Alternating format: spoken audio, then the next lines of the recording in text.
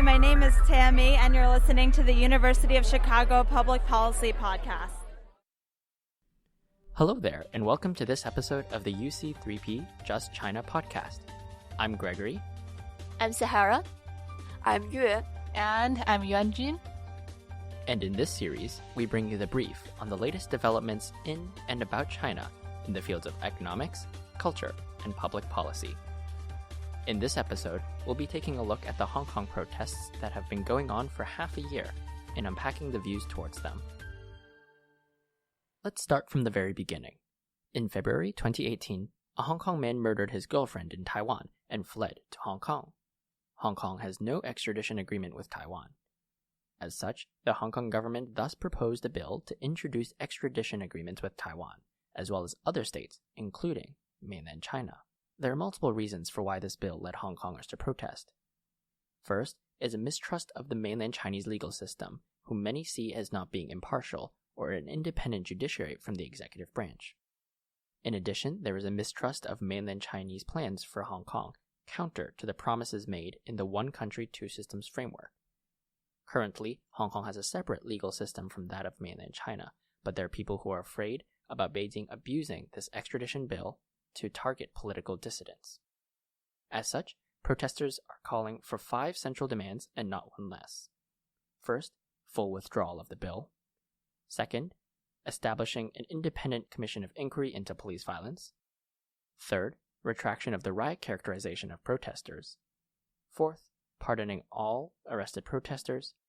And fifth, universal suffrage in political elections in Hong Kong. Since then, the protests have developed from their very origins 6 months ago. The extradition bill has been formally withdrawn, and the protests have now evolved to focus on police brutality that has occurred in response to the protests, and there are further pushes for democratic reform. In addition, there has been talks going on about adding a 6th demand of abolishing the police force. As the protests now pass their half-year mark, demonstrations are happening more frequently. Protests are no longer confined to weekends, now expanding to workdays as well. One such campaign is the so-called Lunch With You protests, in which office workers take to the streets during their lunch hour. Indeed, this leads to more general traffic disruption. In addition, there are also sieges by the police of universities, seen by the police as hotspots of protester organizing. In this, we see that the protesters, or at least some of them, have changed their tactics. Before, it was be water, as per Bruce Lee's quote. Stay to make yourself heard. Do not stay to be caught by the police. However, these sieges have led to some more static defenses. As such, there have been a closing of university campuses, with local Hong Kong universities ending their fall semesters. This in turn has affected the University of Chicago as well. The University of Chicago's Hong Kong Economics Study Abroad program was scheduled to take place during the 2020 winter quarter. However, it has since been closed and moved to Paris. There are also some international events. The U.S. Congress recently passed 2 bills, the Hong Kong Human Rights and Democracy Act of 2019 and the Protect Hong Kong Act of 2019. Both bills passed both the House and the Senate of the U.S. Congress with veto-proof voting blocks, essentially making these bills laws. This episode is not going to be focused on portraying the day-to-day updates of the Hong Kong protests. We recognize the limitations of media and ourselves in portraying the situation. It is a rapidly evolving one with many dimensions, including identity formation, political structures, and the economy. In addition, with increased international reach, information has spread with the international community paying more attention, but with everybody receiving different amounts of information. As such, this episode will focus on stories about and in Hong Kong, inviting people with different backgrounds to explain from different perspectives. Like peeling layers from an onion, we'll try to talk from people from within Hong Kong, as well as the periphery of Hong Kong on the mainland, as well as from an international perspective from the USA. Hopefully from these interviews we can get a fuller view of how Hong Kong and the world will understand these protests. Finally, we'll close out this episode by outlining some of the potential paths that this protest could go towards.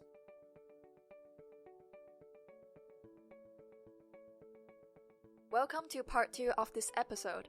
By speaking to people both from within and outside of Hong Kong itself, our interviews take a look at the different layers of understanding of the Hong Kong protests.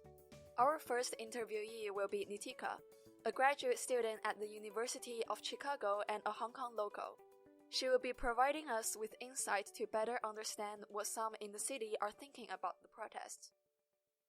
Welcome, Nitika. Thank you for coming over to Just China.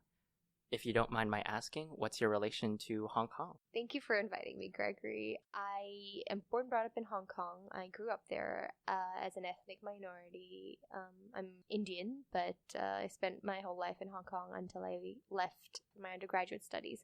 But Hong Kong is, for all intents and purposes, my home. Mm-hmm. And so how has your more unique background in Hong Kong shaped your understanding of the protests? From my understanding, most of Hong Kong is ethnically Han Chinese, and a lot of the protests tend to be very Cantonese oriented, be that for a sense of local identity or anti-mainland sentiment. How does that shape your understanding of what happens? Well, it's interesting that you ask. One of the most startling things about the protests initially was the lack of ethnic minorities getting involved until a whole group of us did. And that was very surprising to the more Cantonese-speaking Han Chinese majority, of course. But it was also, everyone was very welcoming, very open to understanding the fact that Hong Kong was not just a city for the Chinese, but also for the hundreds and thousands of ethnic minorities they house. And every single person that I've spoken to, despite the problems it causes in our daily lives in terms of commuting, getting to places, getting to work, support the cause and feel very strongly about what is happening in our city. I really want to go further on this kind of international perspective. So one question that people have asked me, especially given when I start off with Hong Kong as my background, is what is your take and how can I get involved? Some people back home have really stressed, 香港人啲問題自己解決, like, our own issues we'll try and solve on our own. What thoughts do you have on the international community and how they can or should be getting involved? I think I would agree with what your friend back home said. There are issues that we certainly have to deal with ourselves, and there's very little that I feel like the international community can do. One thing is, though, that's very important is separating Hong Kong from China. I feel like the identities shouldn't be muddled as one, and it's very important to be acknowledged as a separate entity. I would say this goes for Taiwan as well. To be able to assert your identity as a Taiwanese or a Hong Konger is very important for us. When individuals abroad, when the international community label Hong Kong as a part of China, I understand it's politically what it is, and it's the truth, but it's not something that we agree with, and we very much are trying to assert our own identity here. Awareness is one of the biggest things that is necessary in this context. The more people that are aware of what's going on in Hong Kong, we're not a very important city in a lot of ways. Maybe financially, yes, economically, yes, but we're seen as just another part of China. It's necessary for the international community to be aware of Hong Kong as a separate city and understand what exactly it is that we're fighting for and why. So what do you think makes Hong Kong a unique city? I do think that a lot of people within the region would think Shanghai, Beijing, they're similar, but they're not the same. We have something special. What do you think makes these 7 million people different from the other 1.3? Is it, I don't know, just a sense or?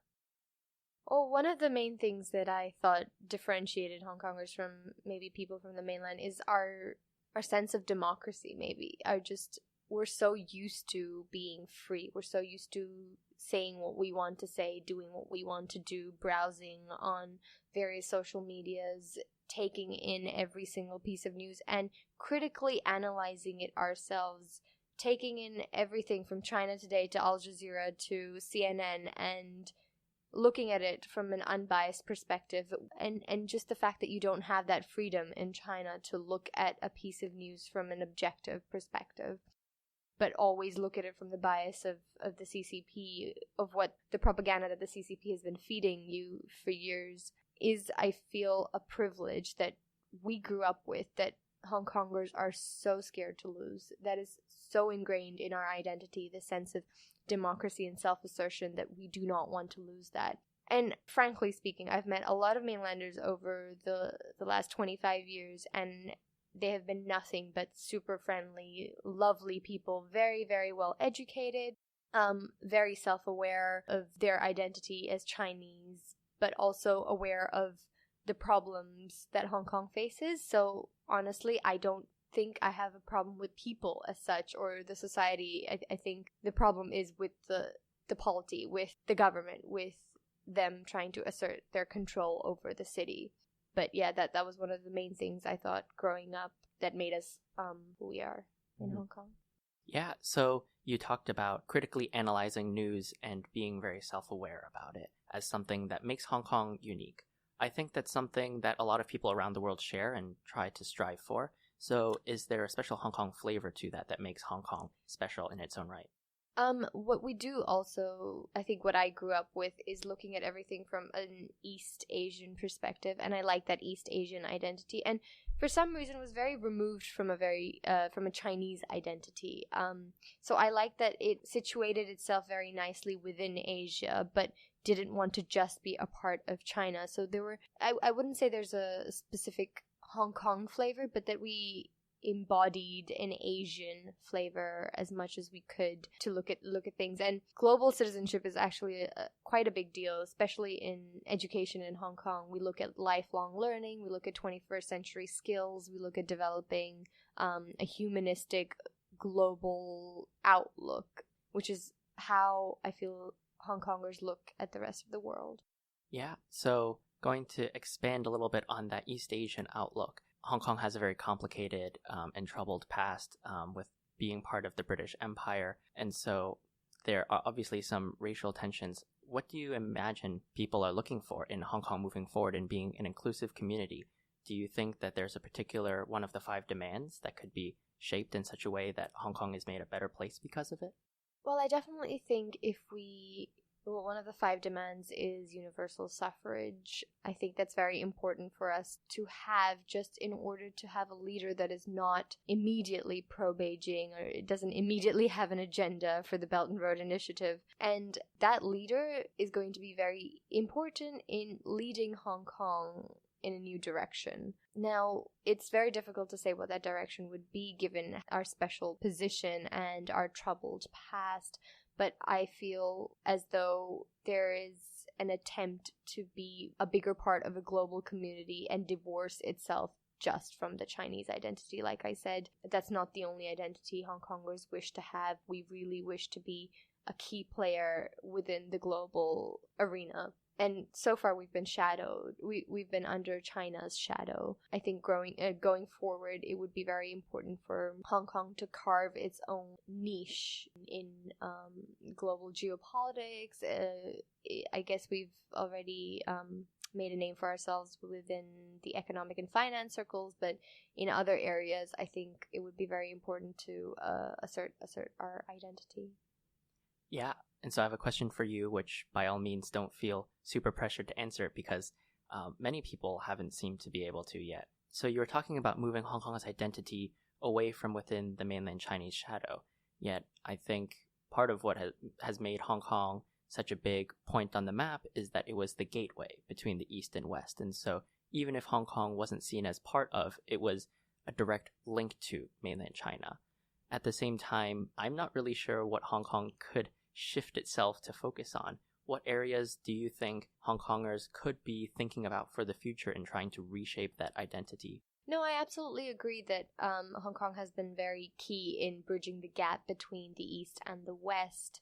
And it's been very successful in bringing a lot of money towards this region. A lot of money, a lot of investment. There's been a lot of success. But I feel China has now gained enough momentum to hold itself, that it doesn't necessarily need Hong Kong as a gateway anymore. People are running to China, happy to expand in China, and it's a very huge growing market. You're right in saying that Hong Kong, there's what other special purpose would Hong Kong serve if not that? But isn't it exciting to think what it could do? Isn't this the opportunity that we have to explore that? There's no saying in what Hong Kongers can and cannot do or what the city is